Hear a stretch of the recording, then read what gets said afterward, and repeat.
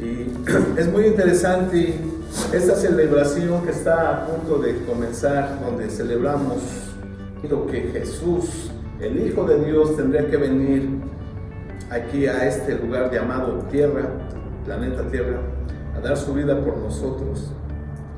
Y de esta manera es como se reanuda el relato del Nuevo Testamento, como lo conocemos, cuando viene Jesucristo. Y ahí empiezan los evangelios a narrar nuevamente la historia de la palabra de Dios. Pero lo interesante de este mensaje de hoy en día es cómo se cerró el Antiguo Testamento, y es a donde nos vamos a enfocar para después poder comenzar con el relato de la Navidad, el advenimiento de Jesucristo. Bueno, es bien interesante entender cómo fue que fue cerrado el Antiguo Testamento. Cómo es que la historia de Dios quedó cerrada en su última parte, que es el Antiguo Testamento. Y bueno, es interesante saber qué sucedió, cuál era el contexto histórico de lo que estaba viviendo el pueblo de Israel, quiénes eran los líderes en ese tiempo, cuáles eran los retos a los que se enfrentaban y cómo fue que resolvieron esos problemas en los que estaban envueltos, y cómo quedó establecido el orden sacerdotal en la casa de Dios antes de cerrar este periodo histórico que es el Antiguo Testamento. Y por si fuera poco, cómo cierra con una gran profecía, una promesa, vaya la redundancia, profética, poderosa, de lo que tendría que hacer Dios ahora a partir del Nuevo Testamento. Eso es muy interesante. En el libro de Nehemías, en su capítulo 13, relata cómo es que se llevaron a cabo todos estos puntos que les acabo de comentar. Vamos a comenzar leyendo lo que dice la palabra de Dios en el capítulo 13, versículo 6 del libro de Nehemías.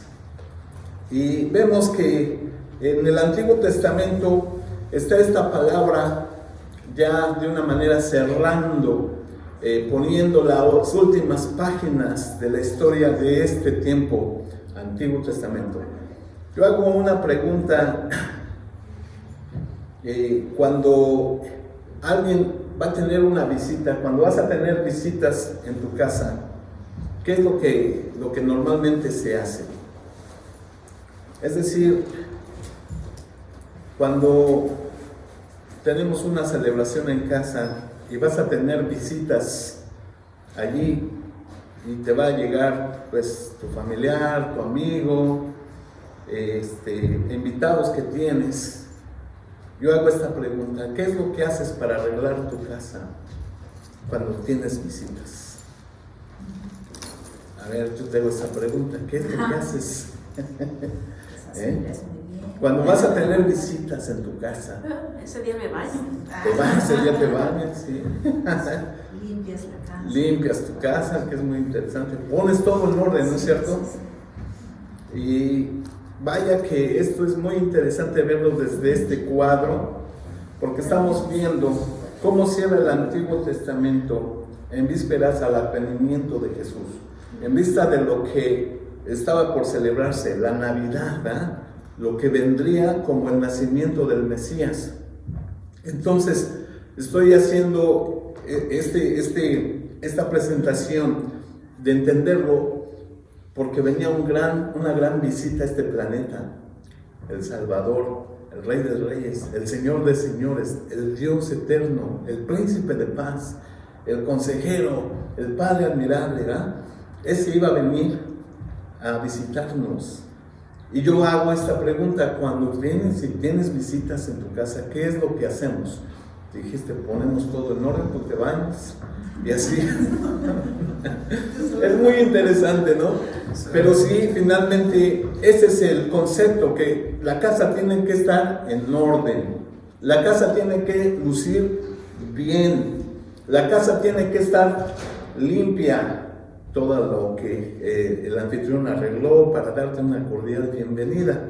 Pues bueno, exactamente es lo que está pasando con el Antiguo Testamento al cierre de esta edición, con Dios poniendo en orden su casa, la casa de Dios, para que 400 años, más adelante viniera la visita de su Hijo. Y es así como comienza ese periodo que se le conoce como los 400 años de silencio, en los cuales Dios no habló, no hubo ninguna profecía, no hubo ninguna revelación, pero todo ya estaba dicho en sus palabras, en lo que se conoce como el Antiguo Testamento. Bueno, el gato no está en casa. Se dice que cuando el gato no está en la casa, el ratón hace la fiesta, ¿no? Están de party, están de pachanga, de fiesta. Y bueno, eso es exactamente lo que estaba pasando cuando Nehemías, después de haber hecho toda la obra que hizo de reconstruir los muros, todas las paredes, todo lo que tenía que ver con la reconstrucción de la ciudad de Jerusalén, llega el tiempo en que todo ya estaba hecho y ahora tenía que regresar a darle cuentas al rey Artajerjes. Mas a todo esto yo no estaba en Jerusalén, porque en el año 32 de Artajerjes, rey de Babilonia, fui al rey y al cabo de algunos días pedí permiso al rey para volver a Jerusalén. Y entonces supe del mal. ¿De qué mal está hablando? Bueno, pues empezó a ver todo el desorden que comenzó en la casa de Dios, en todo lo que tenía que ver con la administración, con los órdenes de los sacerdotes y demás, de las ofrendas, etcétera, etcétera. Todo estaba en un completo desorden mientras fue al rey, ¿verdad?, a darle cuentas y regresar de nuevo a la ciudad de Jerusalén. Entonces, verso 7 dice: para volver a Jerusalén, y entonces supe del mal que había hecho Eliasaf por consideración a Tobías, haciendo para él una cámara en los atrios de la casa de Dios. Y me dolió en gran manera y arrojé todos los muebles de la casa de Tobías fuera de la cámara y dejé que limpiasen las cámaras e hice volver allí los utensilios de la casa de Dios, las ofrendas y el incienso. Es decir, que empieza a poner en orden lo que se había salido del orden. ¿Y cuál era ese problema? Que había habido allí, o hubo ahí, una posición de privilegio para este sacerdote. Sin embargo, de acuerdo a la palabra, Nehemías vio que esto estaba incorrecto delante de Dios. Encontré asimismo que las porciones para los levitas no les habían sido dadas y que los levitas y cantores que hacían el servicio habían huido cada uno a su heredad. Dentro de lo que Dios ordenó es que cada uno de los levitas se le tenía que dar su porción, ¿no? Ahora, verso 11. Entonces reprendí a los oficiales y dije: ¿por qué está la casa de Dios abandonada? Y ahí es donde vamos a centrarnos un poquito en la meditación de esta tarde. Dice ahí que reprendió, ¿sí? Reprendió a quienes, a los oficiales, a los que estaban en la posición de administración, de responsabilidad en la casa de Dios. Y les reprime y les dice: ¿por qué está la casa de Dios abandonada? Es decir, que ahí tendría que haber orden, tendría que haber administración, y no estaba sucediendo. Y luego vamos más adelante y dice: y los reuní y los puse en sus puestos. Vemos cómo el ministerio y el liderazgo de Nehemías empieza, ¿verdad?, Dios a través de la vida de este hombre, de este varón, a poner orden en la casa. Amén. ¿Se acuerdan de lo que estábamos diciendo, no? Cuando tú tienes un visitante, vas a poner orden en tu casa. De esta manera también Dios está poniendo orden en su casa. Y seguimos adelante hasta el verso 17, porque va al punto de que también no estaban guardando los días de reposo. Entonces, no conforme que no había administración o buena administración en la casa de Dios, también se estaban olvidando de los estatutos, las ordenanzas que Dios había puesto, que guardasen el día de reposo. Ahora, ojo, mucho se ha hablado de esto, de esta celebración de ellos como judíos, pero sin embargo también tenemos que observarlo como iglesia, de que esta era una ordenanza muy importante, vital para ellos. de la cual se les estaba olvidando y no lo estaban haciendo o guardando, pasando la palabra de Dios por alto. Y ahora verso 16. También había en la ciudad trillos que traían pescado y toda mercadería y vendían en día del reposo a los hijos de Judá en Jerusalén. Es decir, que toda, ¿verdad? Pues vamos, todo el comercio viento en popa, como en estos días, ¿verdad? En Navidad todo es una vendimia, todo es comercio, todo es mercadotecnia, y no difiere de esos tiempos, cuando dice que allí que vendían pescado y había una gran operación comercial. Verso 17, y reprendí a los señores de Judá y les dije, ojo, qué mala cosa es esta que vosotros hacéis, profanando así el día de reposo. Dos cosas, verso 11 y verso 17 van, ¿verdad?, unidos. Por un lado, el descuido de la casa de Dios, la administración y etcétera, etcétera. Y por el otro lado, quebrantando el mandamiento que Dios les había dado, que tenían que guardar el día de reposo. ¿Por qué? Porque en ese día era un día apartado, un día que ellos utilizaban para meditar, para guardar la ley, para, ¿verdad?, estar en total sintonía con lo que es la palabra de Dios. La palabra de Dios, de la orden de Dios. Y como suele suceder hoy en día, ¿verdad?, esto ha quedado en muchos lugares relegado en nuestra situación personal, en olvidarnos de lo que Dios nos ha mandado o pedido que hagamos. Y dice ahí, verso 18, no hicieron así vuestros padres y trajo nuestro Dios todo este mal sobre nosotros y sobre esta ciudad. Es decir, que si no conforme con todo lo que ya habían sufrido, acordémonos, 70 años en el exilio fuera de su ciudad, hasta que después regresan, reconstruyen, ¿verdad?, hacen todo lo que Dios les había mandado y empiezan a olvidarse. Y uno de esos grandes problemas, aparte del tercero, es que de acuerdo a ese tiempo en el que habían vivido, empezaron a casarse con extranjeras, con gente que no era de lo que Dios les había dicho que no tomasen mujer de este tipo o con estas características. Verso 19, sucedió pues que cuando iba oscureciendo las puertas de Jerusalén antes del día de reposo, dije que se cerrasen las puertas. Y ahí empieza entonces lo interesante. Yo le puse ahí en esa porción, para grandes males, grandes remedios. Es decir, eran soluciones drásticas, eran soluciones no muy cómodas, porque ¿qué creen que es lo que hace este varón, este líder? Era gobernador ya de este lugar, y empieza a cerrar las puertas, de tal forma que en ese día de reposo, toda la ciudad quedaba totalmente cerrada. ¿Te dan cuenta? Es decir, que les pone una solución, un hasta aquí, así como años, siglos adelante, Jesucristo mismo iba a poner una solución, un hasta aquí. Mi casa, casa de oraciones, y vosotros las han convertido, ¿verdad?, en cueva de ladrones. Entonces, el negocio en la casa de Dios era, o en esos días que Dios había dicho que se guardasen, no era negociable. De tal forma que este varón tuvo que poner estas soluciones drásticas. Y no solamente eso, sino que cuando ahora también empieza a ver que habían uniones ilícitas de acuerdo a lo que Dios había ordenado, vean lo que dice el verso 23.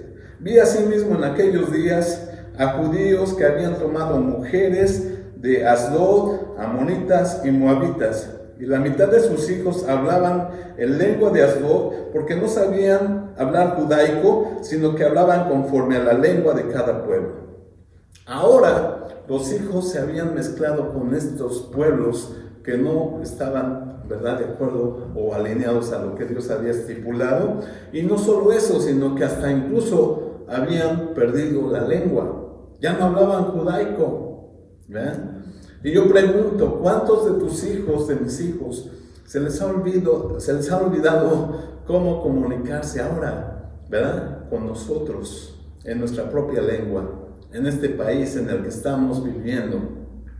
Y tan solo, no solamente eso, sino que comunicarse con el Dios del cielo, ¿verdad? Entonces es necesario saber, entender que nuestros valores y nuestra historia tenemos que compartirla con nuestros hijos, de tal forma que también los traigamos a Dios y se comuniquen con Dios en la propia lengua que tú les has pasado, ¿no? Yo te quiero llevar a este punto de cómo Dios está poniendo en su lugar las cosas, de que dice allí que riñó con ellos y los puso en su lugar, pero ¿cómo? Dice ahí, ¿sí oíste lo que te acabo de decir? Dice, y les arranqué los cabellos y les hice jurar diciendo, no daréis vuestras hijas a sus hijos, ni os tomaréis de sus hijas para vuestros hijos, ni para vosotros mismos.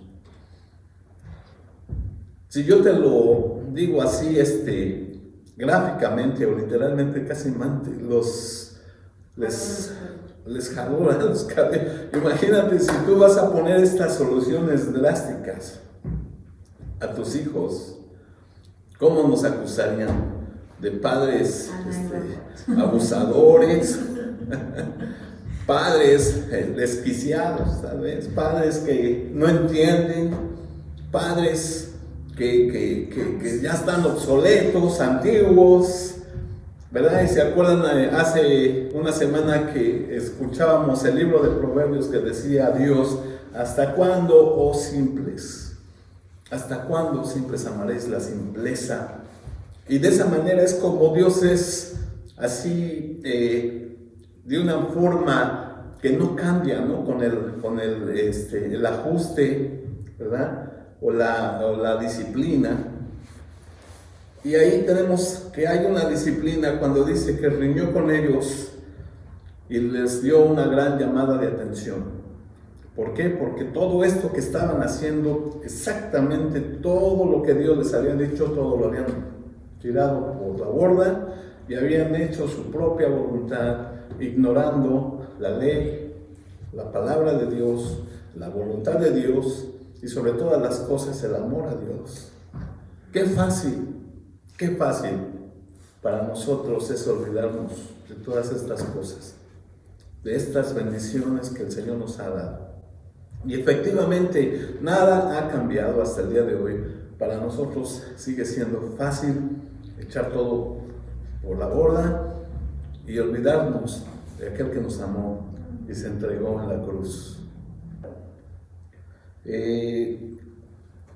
Bueno, el verso 29, porque estamos viendo cómo, ¿verdad?, están poniendo las cosas en su lugar. Y estamos viendo cómo cierra este relato del Antiguo Testamento para prepararse a recibir al Rey de Reyes, al Señor de Señores. Y dice allí, verso 29, acuérdate de ellos, Dios mío, contra los que contaminan el sacerdocio y el pacto del sacerdocio y de los levitas. Los limpié, pues, de todo extranjero, y puse a los sacerdotes y levitas por sus grupos, a cada uno en su servicio, y para la ofrenda de la leña en los tiempos señalados, y para las primicias, acuérdate de mí, Dios mío, para bien. Y así es como cierra el Antiguo Testamento con estas palabras. Disfrutémoslas, saboréalas, porque esto que está diciendo aquí, ahora lo vamos a aplicar a nuestra vida. ¿Por qué es tan relevante esto? ¿O en qué me sirve? Porque finalmente de eso se trata, ¿no es cierto? De ver cómo esto aplica para mi vida. Dice allí, verso 30, los limpié pues, ¿a quiénes? A todo este ministerio sacerdotal, de todo extranjero, y puse a los sacerdotes y levitas por sus grupos, a cada uno en su servicio, y para la ofrenda de la leña en los tiempos señalados, y para las primicias, acuérdate de mí, Dios mío, para bien. Es decir, acuérdate, Dios mío, que he puesto las cosas en orden, cosas que a ti no te agradan, Dios mío, cosas de mí que no te han agradado, ya las he puesto en orden. Dice mi lista, esto, que no te gusta, mi Dios, ahora lo he arrojado, como dice Pablo, ¿verdad? Extendiéndome al premio de mi futuro llamamiento. Es decir, todo esto que me aleja lo considero por basura. Y he puesto mi casa en orden. Eso es lo hermoso. Estamos a punto de celebrar el nacimiento de Jesús. La pregunta es, ¿estamos poniendo nuestra casa en orden? Porque si no es así, es de sabios, ¿verdad? Tener que considerar todas estas cosas. Dice ahí, en esta nota, para cerrar, algo que el Espíritu Santo me dio al estar viendo todas estas situaciones, de que el Antiguo Testamento cierra por un lado con una gran llamada de atención al ministerio sacerdotal y al mismo tiempo sanándolo y restaurándolo para el advenimiento del Mesías Jesucristo. Entonces cierra con esta puesta de esta llamada de atención, poniendo todo en orden, porque quien venía era el huésped más distinguido, el invitado de honor a la casa que es esta tierra, este planeta, cuando deja su trono en gloria y viene a visitarnos. Y se viene haciendo esta visita de una manera poderosa, sublime, bella, hermosa, majestuosa, cuando viene el ángel a anunciarle a esta mujer aquel santo ser que iba a nacer. Y es como reanuda el relato en el Nuevo Testamento. Pero no solamente eso, sino con una poderosa promesa profética en el libro de Malaquías. ¿Les gustaría verla? ¿Cuál es? Pues no se pierdan el siguiente mensaje que vamos a compartir, ¿verdad? Pero mientras tanto, ¿verdad? Dos cosas para resumir es, número uno, ¿por qué está la casa de Dios abandonada? ¿Ah? Yo te hago esta pregunta, ¿cómo está tu casa espiritual? Dice el profeta, más bien este varón de Dios, Nehemías, ¿por qué está la casa de Dios abandonada? Y es lo mismo que te está preguntando el Espíritu Santo en esta tarde. ¿Por qué está tu casa abandonada? ¿Qué estás haciendo para darle una desempolvadita para que, ¿verdad? Venga tu Señor.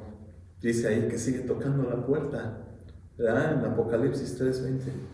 Y dice, si alguno oyere mi voz y abriere la puerta, entonces entraré a él, cenaré con él y él conmigo. En segundo lugar dice, qué mala cosa es esta que vosotros hacéis profanando el día de reposo. Tiene que ver con lo que Dios ha ordenado. Hoy, en este tiempo, es cuando dice, ¿verdad?, el Evangelio, ¿verdad?, que no ha amado o que no ama no conoce a Dios, porque Dios es amor. ¿Cuánto nos hemos perdido por ese desamor, por esa falta de entender a nuestro semejante, a nuestro familiar, a nuestro cónyuge, a nuestro vecino o a nuestro amigo, a nuestro compañero? O sea, el que no ama no ha conocido a Dios, porque Dios es amor. Entonces, ahora en día de reposo, un nuevo mandamiento nos ha dado el Señor, que nos amemos, dice, los unos a los otros.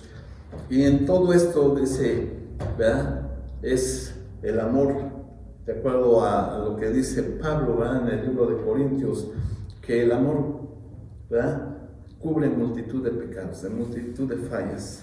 Así es de que estamos considerando en esta tarde, ¿verdad?, estos dos puntos, que es lo que nos recuerda la palabra de Dios a considerar en el cierre del Antiguo Testamento.